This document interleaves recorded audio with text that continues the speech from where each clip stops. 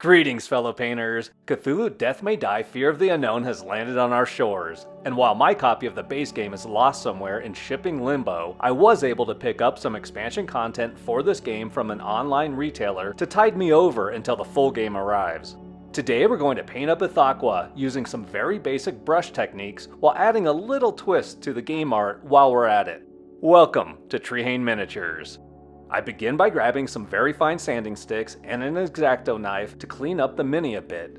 This miniature has one glaring seam running over its right hip, some light mold lines, and what appears to be an unfortunate amount of residual glue adhered to his beard and in the crux of his right elbow. After some light sanding and scraping, I break out some liquid green stuff to get to work on that right hip.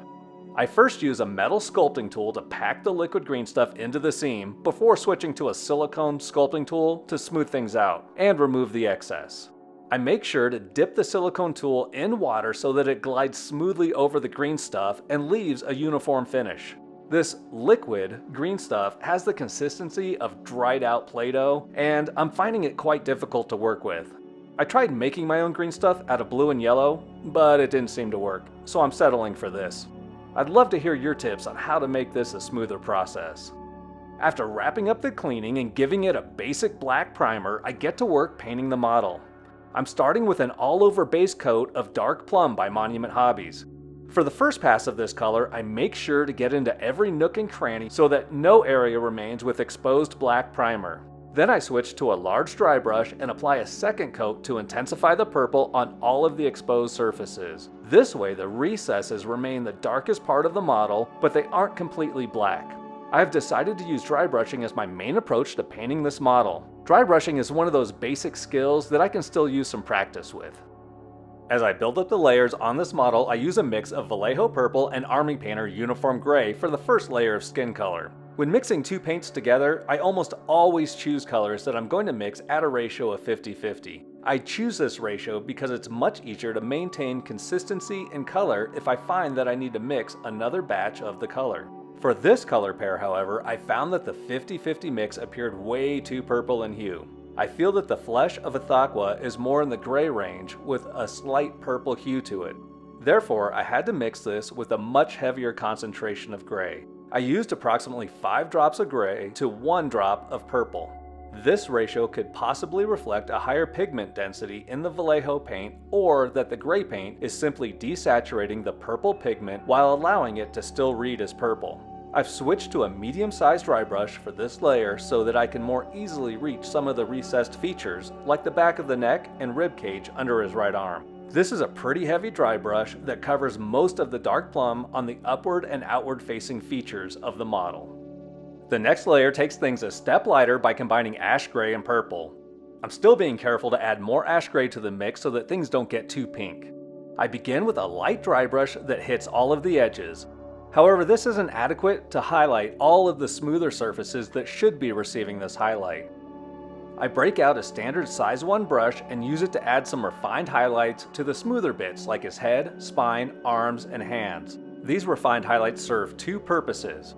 They obviously intensify the highlights in key areas, but they also work to smooth out some of the rough dry brush strokes. More time is spent on the face and head than the entire rest of the model.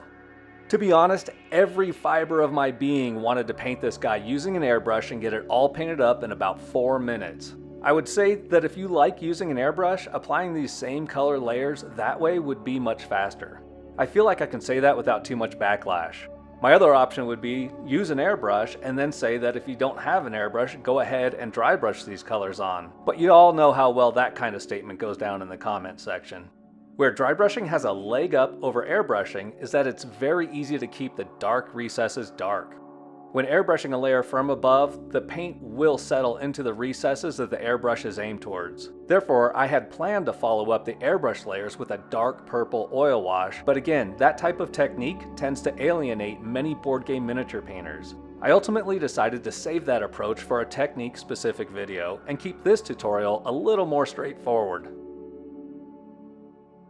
For the first real highlight, I'm going to simply add some ice yellow to the ash gray and purple mix. These highlights are applied only to the upward-facing attributes that would be receiving the most light.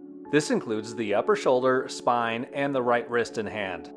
By highlighting these specific areas, I'm framing the face by highlighting an almost circular pattern around the head. I spend a little more time building smooth highlights on the face and head. This is particularly important on the orb-shaped skull. I also paint the teeth and edge highlight his cranial ridge. The final highlights consist of pure ice yellow. I'm only putting these highlights on Ithaqua's face and head. These should look like the brightest part of the grayish-purple skin and not look like yellow parts of the flesh. Therefore, I'm applying these highlights very sparingly using little dots of paint. I'm also using this on the teeth. Once these are finished, it's time to move on to the hair, or windy hair.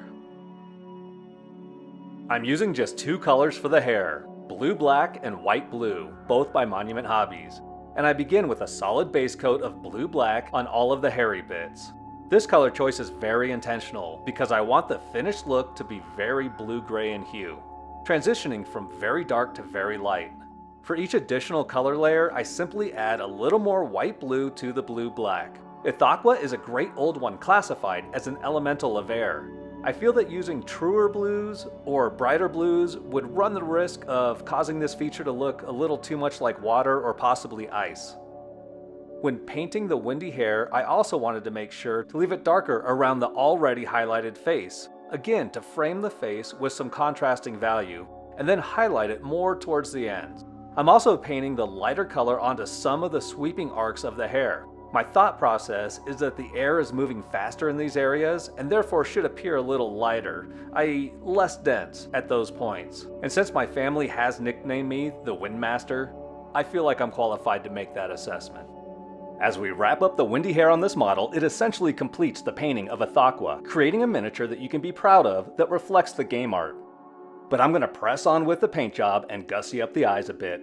Ithaqua is described in H.P. Lovecraft lore as a horrifying giant with a roughly human shape and glowing red eyes. So, let's paint some glowing red eyes. This is accomplished quite simply by using some basic skin tone to edge highlight around the eye sockets and placing a dot in the center of each eye.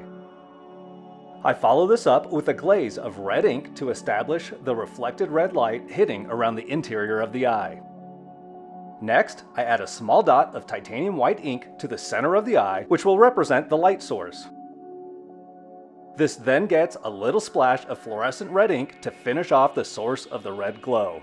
I personally like, and maybe even prefer, the dark skull-like appearance of the eyes found in the game art, but this gives me a chance to do something a little different than other works that you may see out there. And once again, you could call this model done. But wait, there's more. Now in my defense, you did not click on this video to see red backlight painted on this model, and I never promised red OSL in this video. But we're going to do a simple red OSL on the back side of this model to make it a little more interesting, and I'm going to briefly use an airbrush for this. I was going to make this a separate video called Stupid Fast Red OSL, but it's so stupid fast that it really doesn't warrant its own video. For this, I simply spray some crimson red ink at an upward angle from below the model to establish where the red light would hit the miniature. This is followed up by hitting all of the protruding bits with Pyrrole Red. Dare I say you could also achieve this look with dry brushing? I dare. You can also achieve this look with dry brushing. It'll just take a little more care. Make sure that your dry brush strokes are in a single direction from the bottom of the sculpt moving upward, if you want it to appear that this is a red bounce light emanating from below. Okay, for real this time. Ithaqua is done. Thank you so much for watching. Please hit the like button and subscribe to the channel to join our growing community of painters.